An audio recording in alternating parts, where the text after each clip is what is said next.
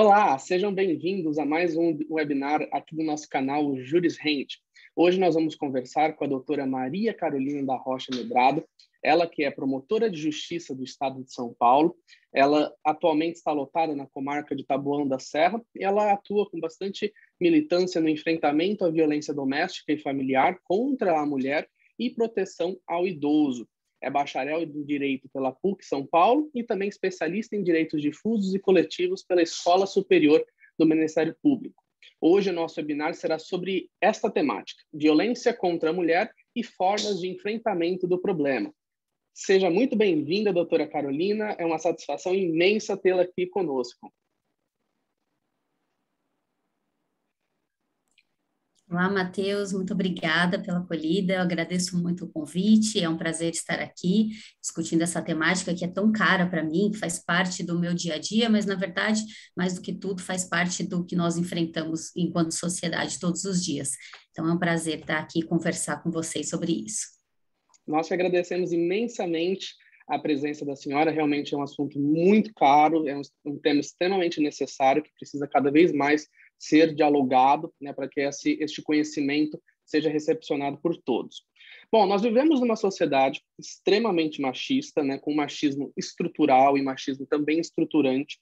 Nós temos uma legislação, nós temos a lei, né, que vai tratar iguais como iguais, e essa legalidade, essa igualdade, perdão, ela não deve ser vista desta forma, né? Ela precisa ser tratada como isonômica, portanto, é necessário que nós ofereçamos aqui contrapesos legais e sociais justamente para promover essa igualdade de gênero neste nível isonômico. Esses contrapesos são formas de lidar justamente com esse absurdo que ainda insiste em existir em pleno século XXI, que é a violência de gênero, neste webinar especificamente contra a figura da mulher. Doutora, a senhora que tem uma longa atuação nessa seara, tem expertise nesse enfrentamento dessa violência, eu queria saber como que a senhora vislumbra essa temática. Bom, Matheus, eu acho que para responder essa pergunta, primeiramente a gente tem que pensar um pouco mais amplamente em questões de gênero, né? Então, desde o nascimento, atribui aos seres humanos condutas relacionadas ao gênero.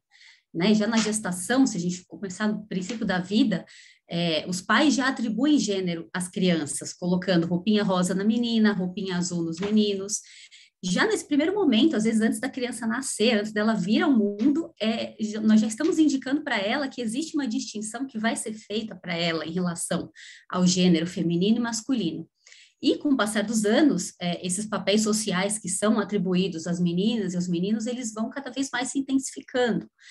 Tradicionalmente, na nossa história, a gente atribui à mulher o papel de zelar pelas questões domésticas dentro de casa e ao homem, tradicionalmente, aquele papel do provedor, né, de quem vai sair, vai trabalhar, vai trazer o pão para dentro de casa, enquanto a mulher cuida dos filhos e da casa. E isso a gente fala até agora, nessas últimas décadas, que a mulher já ganhou o mercado de trabalho, em que ela trabalha fora, mas muitas vezes ela faz o quê? Uma dupla jornada, porque ainda assim ela é a principal mantenedora do lar, mesmo hoje. Só para a gente ter uma ideia, trazer isso em números, em 2016 foi realizado um estudo pelo Instituto Avon, em que eles compararam o tempo que se dedicava aos afazeres domésticos entre o homem e a mulher. E esse estudo apontou que a mulher ainda hoje dedica quase o dobro do tempo do que o homem por semana em relação às atividades domésticas. Em muitos casos, como eu falei, ainda trabalhando fora, na dupla jornada. O que isso nos mostra? Que existem ainda hoje valores culturalmente e socialmente atribuídos às mulheres e aos homens, e esses valores são determinantes do comportamento que se vai esperar, das expectativas que se vai ter sobre o papel de cada um dos gêneros na nossa sociedade. Quando a gente chega a essa conclusão, a gente consegue rapidamente fazer um link, né, à questão da origem da violência doméstica. A partir desses papéis sociais que a gente constrói e dessas expectativas que nós criamos sobre como tem que ser o comportamento da mulher, do homem na sociedade, a gente verifica que existe também uma diferença de forças entre eles, sendo que até hoje o papel masculino ele é supervalorizado em relação ao papel feminino. E em relação a esses papéis sociais, a gente atribui também códigos de conduta, códigos rígidos, modelos de comportamento, que desde o início são introjetados lá na educação, né, das meninas, dos meninos, e daí vem aquele comportamento machista, o que a gente chama de machismo estrutural, o patriarcado, tudo isso é um comportamento que vem sendo aprendido e que passa de geração para geração, e que muitas vezes a gente vivencia dentro da nossa própria casa desde a infância. Então, o comportamento violento, quando a gente fala de violência contra a mulher, ele é vivido dentro de casa, ele é aprendido desde a infância, muitas vezes como sendo algo normal. Porque nós vivemos e vivenciamos, nós enquanto sociedade, né, desde sempre. A violência contra a mulher, ela é muitas vezes naturalizada dentro de casa, ela é vista como algo comum. E quando a gente internaliza isso como algo comum na nossa infância, quando chega na idade adulta, o que acontece? Aquelas crianças vão violência, seja como parceiros agressivos, seja como agressores, né? A menina vai aprender que a violência é uma forma de amor, é uma forma de se relacionar, porque é isso que ela viu em casa a vida inteira dela. O menino vai aprender que essa é a forma adequada de tratar a parceira. Então, nós vivemos realmente numa sociedade que culturalmente traz essa distinção entre os homens e as mulheres. E daí a relevância, né, desse nosso papo de hoje, de precisamos criar mecanismos sociais e legais, como ela e Maria da Penha, e daí, por esse entanto, a gente já vê a necessidade que havia realmente da gente criar esse instituto jurídico protetivo e da necessidade da gente se debruçar realmente sobre esse tema enquanto sociedade, porque só a partir daí a gente vai conseguir falar no verdadeiro enfrentamento ao problema. Excelente, doutora.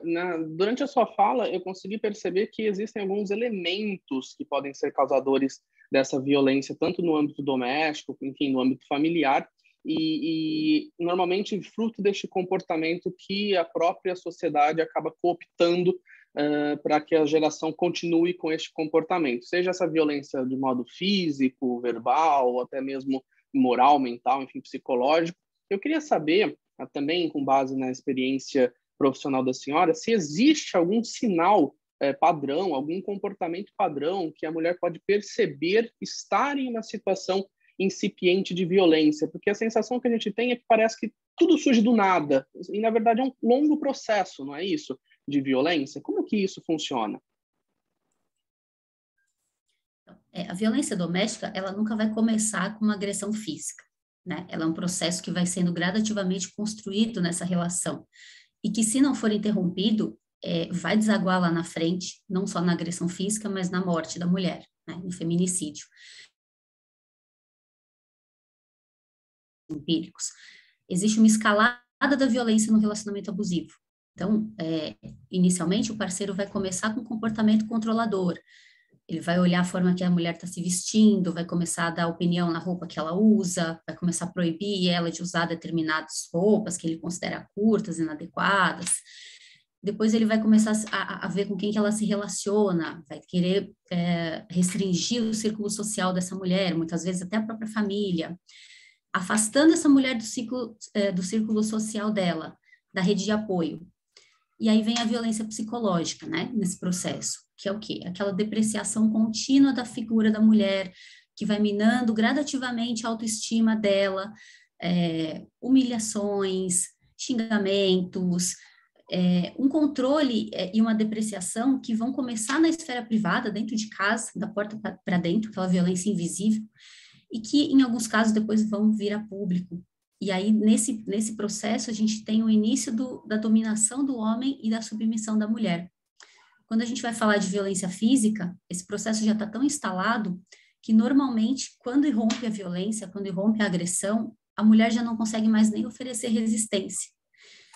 Então, existe realmente uma importância muito grande, esse ponto que você toca, ele é muito caro, porque nós precisamos fazer com que as mulheres identifiquem logo no início da relação que elas estão vivendo esse relacionamento abusivo, que aquele comportamento do parceiro, aquele ciúme excessivo, aquele controle sobre o que ela veste, aquela vigilância sobre com quem ela está se relacionando em rede social ou pessoalmente, isso não é uma forma de afeto, isso não é carinho, isso não é cuidado, isso é dominação, isso é posse, isso é um sentimento ruim, isso é um sentimento doentio, isso é violência psicológica.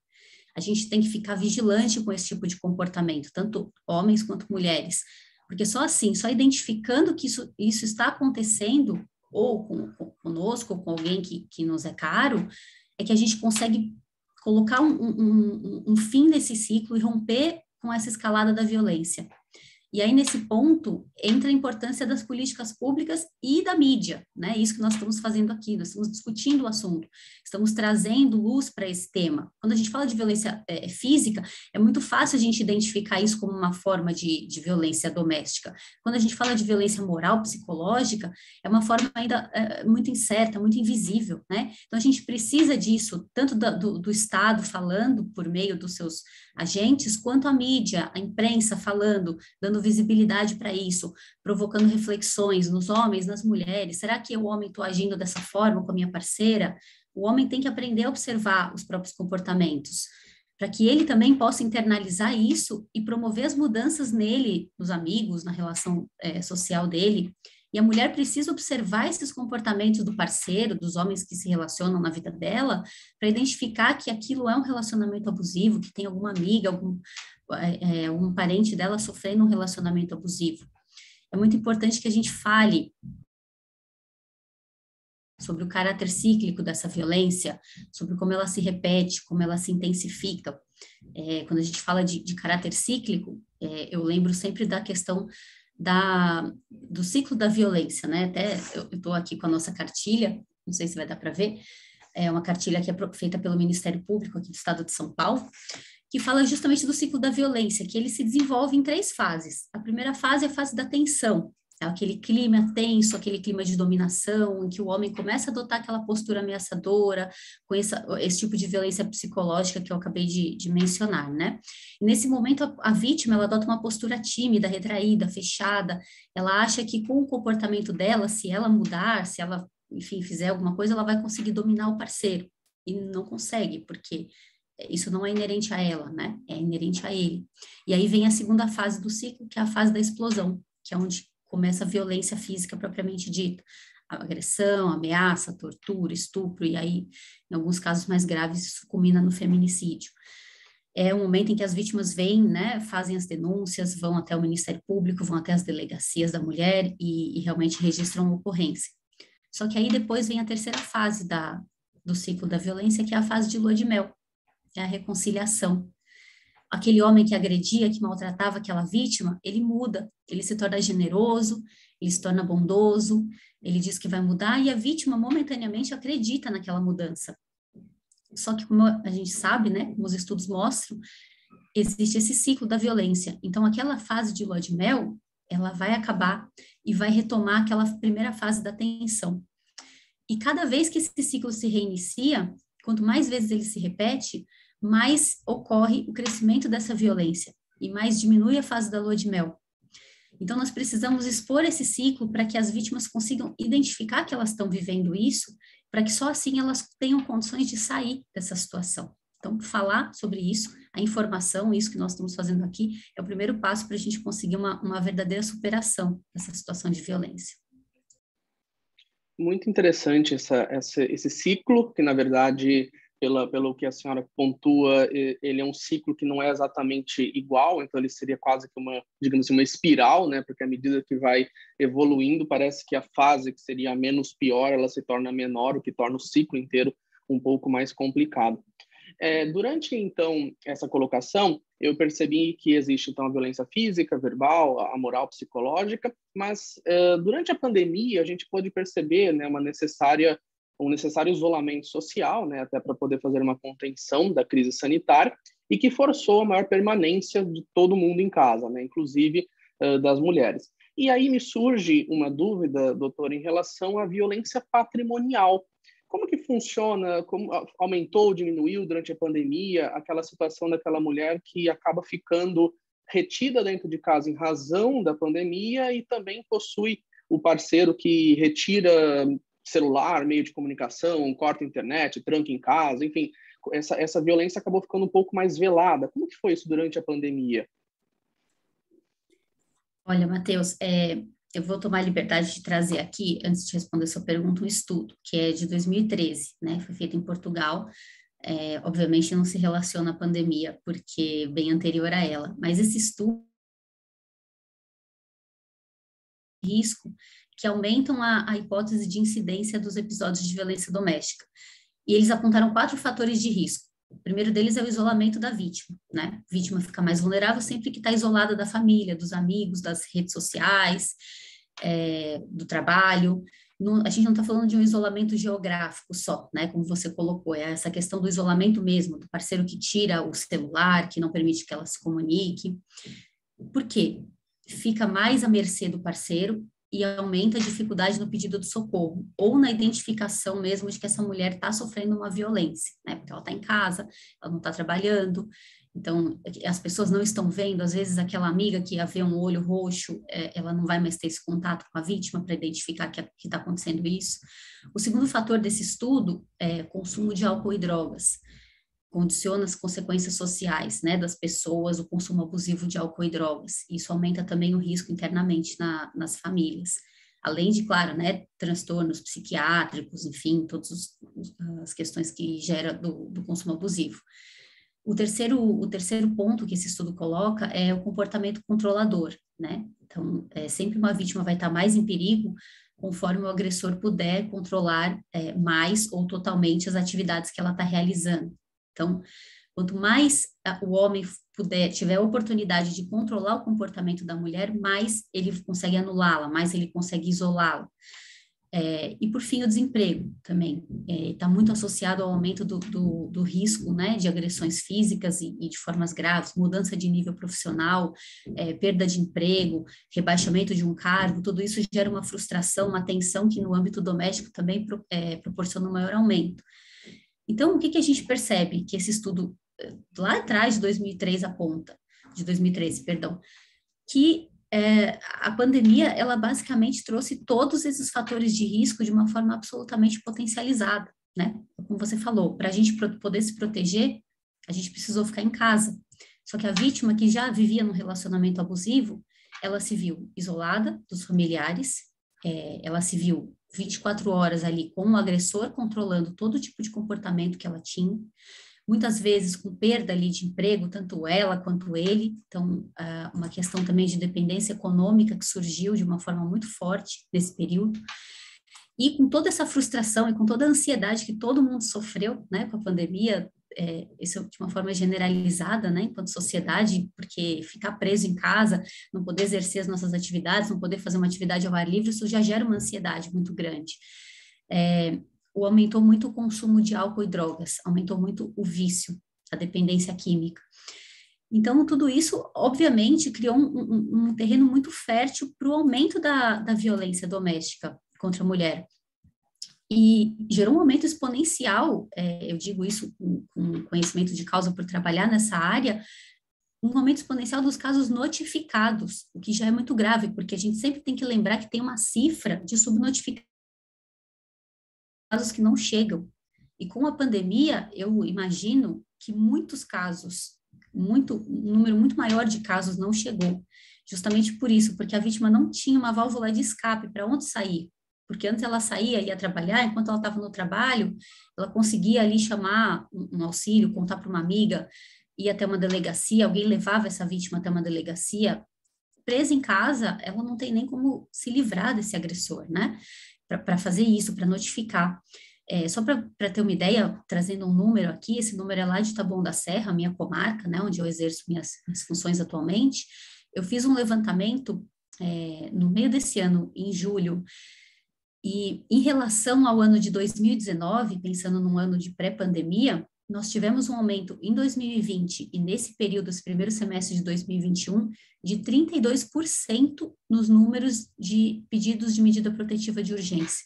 Então, 32% a mais nos números de mulheres que vieram até a delegacia, a promotoria, o judiciário pedir socorro, né, pedir para que fossem aplicadas as medidas protetivas. O que, por um lado, é bom, porque essas mulheres estão chegando, então estamos trabalhando, está funcionando a rede, mas muitas mulheres não estão chegando. A gente sabe disso, a gente sabe que existe essa subnotificação. Então, esse número, ele é alarmante, ele mostra para a gente que houve, sim, um aumento exponencial de casos. E aí, como praticar esse enfrentamento, né? Como que a gente vira esse jogo? Primeiramente, informação, né? Já falei, venho falando isso aqui. A mulher precisa se conscientizar que ela está vivendo um relacionamento abusivo, tá? E ela só consegue fazer isso por meio da informação, para que ela consiga, desde o início, verificar que ela precisa de ajuda para sair daquela relação. Segundo lugar, é buscar a rede de apoio pessoal. Agora a gente está caminhando para um momento de pós-pandemia, né, de retorno ao novo normal. É um momento da gente buscar reaproximar essas mulheres da família, dos amigos, do fortalecimento emocional dela, do apoio, do esteio, e fortalecer o atendimento psicológico, seja em âmbito particular, seja na rede pública. A gente sabe, qualquer pessoa que vive um término de relacionamento, a gente sabe que isso traz uma dor, que isso é difícil. E quando a gente associa um término de relação, uma saída de um relacionamento com o fator abuso, só por aí a gente pode imaginar o quanto essa mulher precisa de acolhida, o quanto ela precisa de falar, o quanto ela precisa ser ouvida, e ser ouvida sem julgamentos, simplesmente ser acolhida. Ela precisa saber que ela não está sozinha, que ela não vai passar por esse processo só, e que ela é capaz, sim, de se livrar daquele relacionamento infeliz. Então, esse hoje o nosso prognóstico aí de pós-pandemia é trabalhar muito nisso, no fortalecimento e no empoderamento das mulheres para que a gente possa juntos, enquanto sociedade, superar esse momento tão difícil e virar esse jogo e mudar essas cifras. Excelente, excelente. Realmente é uma discussão que precisa ser feita, a informação ela é necessária, né? Ela precisa ser difundida para que se alcance justamente esses ideais e se reduza essas estatísticas que são muito temerárias. Então, realmente são inúmeros os motivos que levam uma mulher a suportar agressões, né, de qualquer seara que seja pelos seus filhos, por medo de uma instabilidade, ou por crer que é um fenômeno passageiro, ou ainda camuflar a agressão por trás de um amor, alguma coisa assim, como muito bem a senhora colocou. E só para finalizar, então, doutora, muitas dicas, aconselhamentos foram dados pela senhora, mas eu gostaria que, para a gente poder finalizar, a senhora sinalizasse meios de empoderamento jurídico para que essa mulher possa enfrentar essa situação, né? Então, como o nosso judiciário oferece uma resposta para essa necessidade de acolhida, enfim, para recepcionar casos como esse? Então, Matheus, como eu dizia, a violência ela só se rompe com a intervenção de alguém, né? Ou de um órgão. Intervir é o dever da sociedade e é o dever do Estado, tá? Nós, enquanto servidores públicos, a gente precisa criar condições para que essa mulher possa passar violência e também, em relação ao homem, criar mecanismos para que esse agressor possa se conscientizar, porque não adianta nada a gente tirar aquela mulher daquela relação abusiva e amanhã esse homem começar um novo relacionamento e ele perpetuar essa violência com outra vítima. E a gente vê isso acontecendo. Eu tenho diversos casos em que eu vejo, Taboão da Serra não é uma comarca tão grande, então alguns casos eu lembro por nome e eu vejo, assim, alguns agressores que já estão no segundo ou terceiro relacionamento, sempre réus dos mesmos tipos de crime, né, de agressão física, de ameaça, com vítimas diferentes. Então, ele termina um relacionamento, ele não muda e continua perpetuando aquela violência com um novo relacionamento que vier depois. Então, isso também é um ponto que a gente precisa mudar. É claro que, enquanto Poder Judiciário, Ministério Público, a gente sempre fala na questão da repressão criminal à violência contra a mulher. Então, precisa realmente haver uma punição. A Lei Maria da Penha, ela veio muito para isso, né? Para parar com aquela ideia de que nós tínhamos antes da lei, que a violência contra a mulher, a agressão, a lesão corporal era um crime de menor potencial ofensivo, a ameaça era um crime de menor potencial ofensivo. Então, aplicava-se lá a Lei 9.099 de 95, né, dos juizados especiais, fazia uma transação penal, na prática, o que acontecia? O agressor acabava indo no fórum, pagava uma cesta básica, que muitas vezes a mulher mesma que pagava com o dinheiro dela, ela mesma levava a cesta básica lá no fórum, e ficava tudo resolvido, ele continuava primário. A lei veio para romper com isso. Por quê? Porque ela fala, esse tipo de violência não é de menor potencial ofensivo, é uma questão relevante, o Estado precisa enfrentar. Então, a partir daí, já a gente viu uma mudança de paradigma, de mentalidade no âmbito jurídico. Isso é pouco. A gente não resolve o problema só com o enfrentamento da questão criminal. Muito embora ela deva acontecer, a gente deva aplicar com rigor a lei, né, processo criminal, nos casos em que houver realmente a comprovação da prática ali do crime contra a mulher, fazer a condenação, garantir ali o cumprimento da pena adequado, para tentar dessa forma diminuir um pouco os números de reincidência, mas isso não basta, a gente precisa aliar isso às outras áreas, né? A programas ali de conscientização dos homens agressores, né? Programas de reciclagem do agressor e política pública. Então, enquanto o Ministério Público, muito além dessa parte criminal, de atuar ali na repressão, eu acho que a gente tem que ser um agente transformador de realidades sociais. Então, buscar criar ali nas comarcas mecanismos para que a rede se estruture, para que o Poder Executivo possa fortalecer as políticas públicas ali voltadas para o público feminino e garantir a existência nas comarcas de uma rede de apoio adequada para que essa mulher possa realmente enfrentar o problema e se livrar do abusador. Uma mulher que é vítima de violência, ela precisa ter à disposição dela um programa de acompanhamento psicológico e social gratuito, né, da rede pública. Ela precisa ter um centro de acolhida para ela, para os filhos ali o lar às pressas, numa situação de violência, e muitas vezes ela não tem para onde ir, não tem a casa de um amigo, de um parente para onde ir, ela precisa ter um lugar. Ela precisa ter orientação jurídica sobre os direitos dela e sobre os processos que ela vai vivenciar, tanto o processo criminal, que é muito importante, quanto as questões cíveis, né, de guarda, pensão dos filhos, e aí eu chamo a atenção para os advogados, para a importância da OAB, seja a advocacia pública, seja a advocacia particular. A gente precisa garantir uma capacitação dos advogados adequada para esse tema, para trabalhar isso, porque eles vão atender vítimas de violência que vão estar fragilizadas, que vão precisar decidir questões ali de vida. Uma mulher que tem filho, ela vai sempre manter o contato com aquele agressor de uma forma ou de outra, ela vai ter que ter a pensão alimentícia, ela vai ter que decidir questões de visitas, ela vai decidir guarda. Então, a postura do advogado, nesse momento, ela é de extrema importância para garantir uma tranquilidade para essa mulher, para que ela compreenda os direitos dela e para que ela possa seguir em frente com esse processo e se empoderar e saber que existe ali, que a lei está do lado dela, que existem mecanismos para que ela possa se fortalecer. Ainda falando das políticas públicas, voltando, programa de transferência de renda, de inclusão da mulher no mercado de trabalho, a gente falou agora há pouco, né, de dependência econômica, a gente tem que garantir que essa mulher possa sair da situação de violência, que ela não perpetue um casamento, uma união estável ou abusiva, porque ela não tem condições de sair da casa. Então, a gente tem que ter um programa, um aluguel social, uma capacitação para que ela possa aprender a fazer ali algum curso, que desse curso ela consiga garantir o próprio sustento, porque muitas vezes, como a gente fala, né, a mulher não consegue nem sair e trabalhar porque o abusador não permite, ele mantém ela em casa, ela não tem uma qualificação profissional, muitas vezes, por conta do agressor. Então, a gente tem que garantir isso, e isso é política pública, isso a gente tem que cobrar do executivo, exige que isso exista.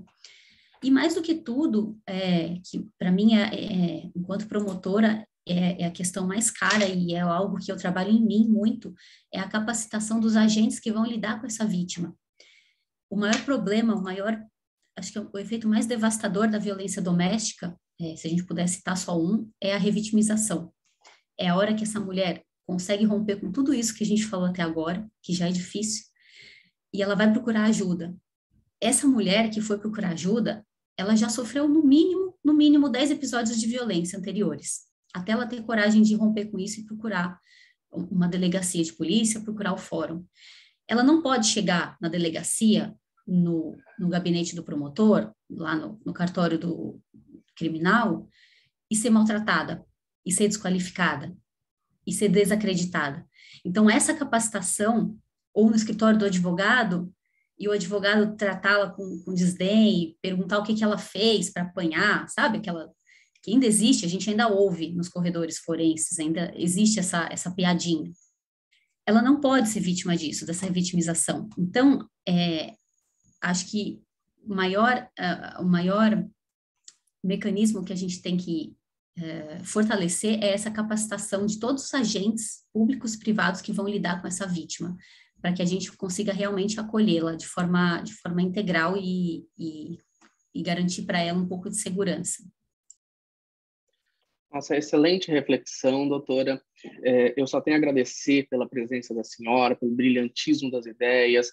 Realmente, eu acho que essa informação ela precisa ser difundida e alcançada. É um assunto que é revoltante ter que falar sobre isso ainda em 2021, né? Já passou da hora desse assunto ser desconstruído e resolvido, né? E essas legislações todas realmente tornarem-se desnecessárias, porque alcançamos um nível em que essa violência desaparece, né? Mas é uma pena que isso ainda soa, como muito bem colocado ao final, um pouco distante da realidade, justamente porque quando chega nessa tomada de poder, nessa ida ao enfrentamento, ainda encontra talvez algumas portas fechadas ou encontra algum obstáculo adicional que vai gerar mais um constrangimento num lugar onde por lei não deveria existir também, né? Então, realmente, nós temos muito a agradecer a presença da senhora pelo seu tempo, pela sua abordagem enquanto militante no assunto, enquanto também o olhar público de promotora, é muito enriquecedor. E muito obrigado em nome da equipe da Juris Rende pela sua participação aqui conosco hoje, e tenho certeza que nós vamos voltar a tratar deste assunto, nós vamos recontatá-la, porque é muito necessário que esse diálogo não cesse. É importante que a gente continue levando esse conhecimento adiante. Muito, muito, muito obrigado, e eu deixo agora com a senhora as suas considerações finais, a sua despedida. Matheus, eu vou encerrar aqui a minha participação. Queria fazer uma reflexão aqui, lembrando um dos maiores, que é Martin Luther King Jr., essa obra, A Dádiva do Amor dele. Tem uma citação, uma passagem nesse livro, em que ele fala o seguinte: todos os homens estão presos em uma rede inescapável de mutualidade, entrelaçados no tecido único do destino. Qualquer coisa que afete alguém diretamente, afeta a todos indiretamente. Eu nunca poderei ser o que eu deveria ser, enquanto você não for o que deveria ser. E você nunca poderá ser o que deveria ser, até que eu seja o que eu deveria ser. Eu gosto muito dessa frase dele, dessa passagem, porque ela fala justamente do que nós somos, né? Nós somos uma sociedade, nós estamos interligados. E é só com esse esforço conjunto que nós conseguiremos mudar um pouquinho essa realidade social que nós vivemos e torná-la um pouco mais justa, né? Hoje nós começamos esse bate-papo falando sobre isonomia, sobre igualdade, esse valor que nós almejamos. E eu acho que só pelo fato de nós estarmos aqui hoje discutindo esse tema tão relevante, isso já mostra que nós estamos sim caminhando para um futuro melhor, para deixar esse mundo um pouquinho melhor do que nós encontramos. Então, eu quero só aproveitar para agradecer ao canal Juris Rende, a você, Matheus, pelo convite e pela oportunidade do debate. Nós te agradecemos, muito obrigado pela reflexão, realmente foi muito inspirador. Vamos manter, então, pelo menos este ânimo positivo de pensar que nós temos uma caminhada muito longa, mas já vários passos foram dados em relação a um futuro melhor. Muito obrigado novamente, doutora Maria Carolina, muito obrigado pela sua participação, e este foi mais um webinar do Juris Rende. Muito obrigado pela sua audiência.